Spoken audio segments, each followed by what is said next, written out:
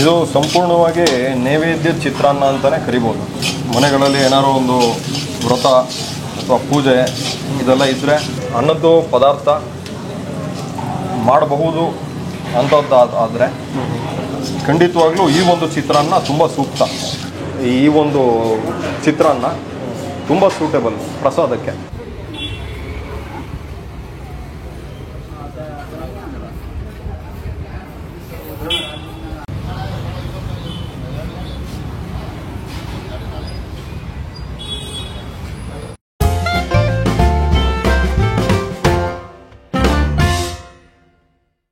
Sir ನಮಸ್ತೆ.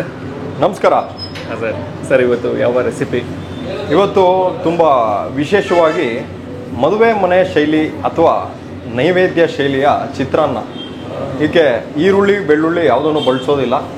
ಅದರ ಬದಲಾಗಿ ಕೆಲವು ತರಕಾರಿಗಳನ್ನ ಬಳಸಿ, ಇನ್ನು ಕೆಲವರು ಈ ಸಂಕಷ್ಟಿ ಚೌತಿ ಇದರ ದಿವಸ ಈರುಳ್ಳಿ ಬೆಳ್ಳುಳ್ಳಿ ತಿನ್ನೋದಿಲ್ಲ ಅಂಥವ್ರಿಗೆ ಕೂಡ ಟಿಫನ್ ಬಾಕ್ಸಿಗೆ ಅಥವಾ ಸುಮಾರು ಜನ ಕೇಳಿದ್ರಿ ಮಕ್ಕಳ ಟಿಫನ್ ಬಾಕ್ಸಿಗೆ ಮಾಡಿದ್ದನ್ನೇ ಮಾಡೋಕ್ಕೆ ತುಂಬ ಬೋರ್ ಆಗ್ತಾಯಿದೆ, ಇನ್ನೊಂದು ಸ್ವಲ್ಪ ವಿಭಿನ್ನ ಶೈಲಿಯ ಯಾವುದಾದ್ರು ಒಂದು ರೆಸಿಪಿಗಳನ್ನ ತೋರಿಸಿ ಅಂತ. ಇದು ಟಿಫನ್ ಬಾಕ್ಸ್ ರೆಸಿಪಿ ಅಂತ ಕೂಡ ಹೇಳ್ಬೋದು. ಕೆಲವೊಂದು ತರಕಾರಿಗಳನ್ನ ಬಳಸಿ ಇನ್ನು ಬೇರೆ ತರಕಾರಿಗಳನ್ನ ಬಳಸಬಹುದಾದಂಥ ಚಿತ್ರಾನ್ನ ತುಂಬ ವಿಶೇಷವಾದದ್ದು. ಫ್ಲೇವರ್ ತುಂಬ ಚೆನ್ನಾಗಿರುತ್ತೆ ಇದರಲ್ಲಿ. ಸೊ ಈ ಒಂದು ರೆಸಿಪಿಗೆ ಏನೇನು ಬೇಕು ಅಂತ ಹೇಳೋದಾದರೆ,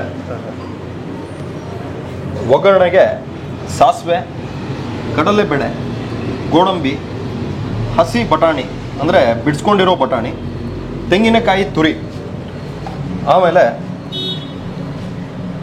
ಕ್ಯಾರೆಟು 1-2 ತುರಿದಿಟ್ಕೊಂಡಿರೋದು, ಕ್ಯಾಪ್ಸಿಕಮ್ ಚಿಕ್ಕ ಚಿಕ್ಕದಾಗಿ ಹೆಚ್ಚಿಟ್ಕೊಂಡಿರೋದು, ಕರಿಬೇವಿನ ಸೊಪ್ಪು, ಹಸಿಮೆಣಸು, ಮತ್ತು ನಿಂಬೆಹಣ್ಣು, ಕೊತ್ತಂಬರಿ ಸೊಪ್ಪು, ಮತ್ತು 1 kg ಆಗೋಷ್ಟು ಅನ್ನ ನಾನು ಆಗಲೇ ಕುಕ್ಕರಲ್ಲಿ ಬೇಯಿಸಿಟ್ಕೊಂಡಿದ್ದೀನಿ. ಇದಕ್ಕೆ ಆಗಲೇ ಅರಿಶಿಣವನ್ನು ಸೇರಿಸಿ ನಾನು ಅನ್ನ ಮಾಡ್ಕೊಂಡಿದ್ದೀನಿ. ಕೇವಲ ಅರಿಶಿಣ ಅಷ್ಟೇ. ಮಾಮೂಲಿ ಅನ್ನ ಹೇಗೆ ಮಾಡ್ತಿರೋ ಹಾಗೆ ಕುಕ್ಕರ್ನಲ್ಲಿ ಅದಕ್ಕೆ ಮುಂಚೆನೇ ಅರಿಶಿಣ ಹಾಕ್ಕೊಂಡು ಬೇಯಿಸ್ಕೊಂಡಿರೋದು. ಸೊ ಮಾಡೋದನ್ನು ಶುರು ಮಾಡೋಣ. ಬಾಣಲಿಗೆ ಸ್ವಲ್ಪ ಎಣ್ಣೆ, ಒಂದು 100 ml ಆಗೋಷ್ಟು ಎಣ್ಣೆ. ಈಗ ಎಣ್ಣೆ ಕಾದಿದೆ. ಅದಕ್ಕೆ ಮೊದಲನೇದಾಗಿ ಸ್ವಲ್ಪ ಸಾಸಿವೆ, 1 ಸ್ಪೂನ್ ಸಾಸಿವೆ ಸಿಡಿದಿದೆ. ಈಗ ಇದಕ್ಕೆ ಕಡಲೆ ಬೇಳೆ,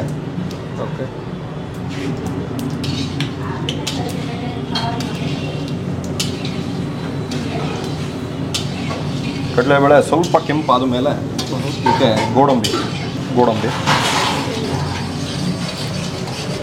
ಗೋಡಂಬಿ ಕೆಂಪಾಗಿದೆ. ಈಗ ಇದಕ್ಕೆ ಬಟಾಣಿ,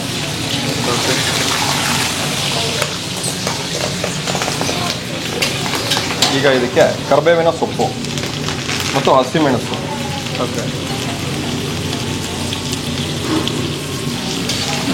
ಚಟಾಪಟ. ಈಗ ಇದಕ್ಕೆ ತೆಂಗಿನಕಾಯಿ ತುರಿ,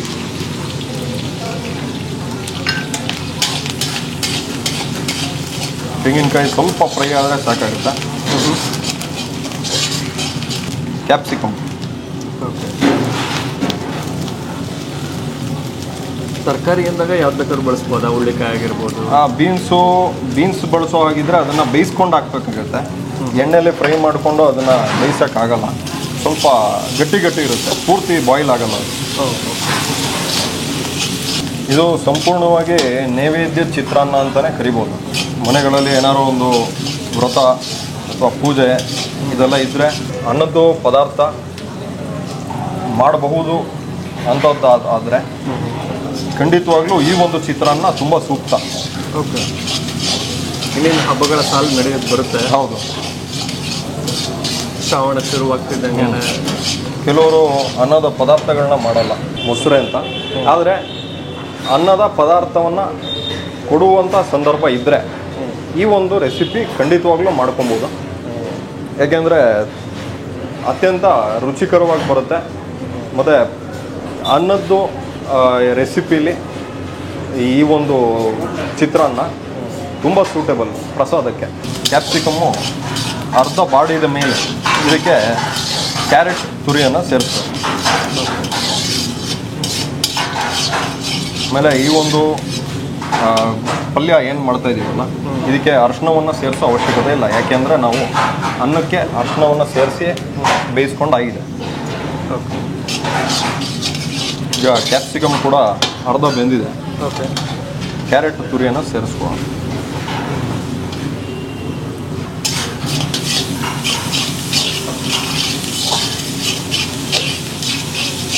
ಇದು ಎಣ್ಣೆಲಿ ಹೀಗೆ ಒಂದು 5 ರಿಂದ 6 ನಿಮಿಷಗಳ ಕಾಲ ಚೆನ್ನಾಗಿ ಬಾಡಬೇಕು, ಬೇಯುತ್ತೆ. ಈಗ ಕ್ಯಾರೆಟು ತುರಿನ ಹಾಕ್ಕೊಂಡಿದ್ವಲ್ಲ ಅದು ಕೂಡ ಬೆಂದಿದೆ. ಓಕೆ. ಈಗ ಇದಕ್ಕೆ 1 ರಿಂದ 2 ಸ್ಪೂನು ಸಕ್ಕರೆನೂ ಬೇಕಾ? ಸ್ವಲ್ಪ ಸಕ್ಕರೆ ಮತ್ತು ರುಚಿಗೆ ತಕ್ಕಷ್ಟು ಉಪ್ಪು ಮತ್ತು ಕೊತ್ತಂಬರಿ ಸೊಪ್ಪು. ಓಕೆ.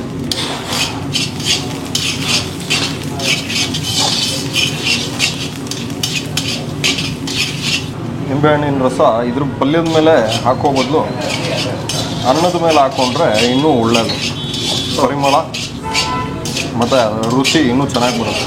ಅಂದರೆ ಕಲಿಸಿದೆ ಅನ್ನೋದು. ಹೌದು, ಕಲಸಿದ ಮೇಲೆ ಈಗ ಇದಕ್ಕೆ ಅನ್ನವನ್ನು ಸೇರಿಸ್ಕೊಳ್ಳೋಣ. ಈಗ ಇದನ್ನು ಕಲಿಸ್ಕೊಳ್ಳೋಣ. ಕೊನೆಯದಾಗಿ ನಿಂಬೆ ಹಣ್ಣಿನ ರಸ. ಈ ಒಂದು ರೆಸಿಪಿ ಪರಿಪೂರ್ಣತೆಯನ್ನು ಹೊಂದಿರುತ್ತೆ, ಯಾಕೆ ಅಂದರೆ ಇದರಲ್ಲಿ ಉಪ್ಪು, ಹುಳಿ, ಸಿಹಿ ಮತ್ತು ಖಾರ ಇವು 4 ಅಂಶಗಳು ಇದರಲ್ಲಿ ಇರುತ್ತೆ. ಹಾಗಾಗಿ ಹೇಳಿದ್ದು ಈ ಒಂದು ರೆಸಿಪಿ ಪರಿಪೂರ್ಣವಾಗಿದೆ ಅಂತ. ಕೊನೆ ಬಾರಿ ಒಂದು ಸತಿ ಹೀಗೆ ಕಲಿಸ್ಕೊಂಡ್ಬಿಡೋಣ. ಸಾಕಾ? ಅಷ್ಟೇ. ಅವ್ರಿಗೆ ಎಷ್ಟು ಹುಳಿ ಇಷ್ಟನೋ ಅಷ್ಟು ಬಳಸ್ಕೋಬೋದು. Okay. Vegetable chitranna ready to serve ಮಾಡ್ಕೊಂಡ್ಬಿಡೋಣ. ಹಾಂ, ಖಂಡಿತ.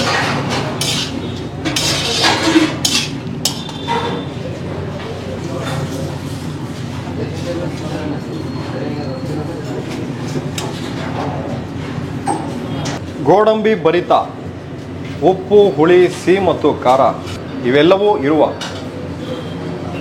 ವೆಜಿಟೇಬಲ್ ಚಿತ್ರಾನ್ನ, ಟಿಫನ್ ಬಾಕ್ಸ್ ರೆಸಿಪಿ, ನೈವೇದ್ಯ ರೆಸಿಪಿ, ಈರುಳ್ಳಿ ಬೆಳ್ಳುಳ್ಳಿ ಇಲ್ಲದೇ ಇರೋ ರೆಸಿಪಿ ಇವತ್ತು ತಮ್ಮೆಲ್ರಿಗೂ ಮಾಡೋದನ್ನು ತೋರಿಸ್ಕೊಟ್ಟಿದ್ದೀನಿ.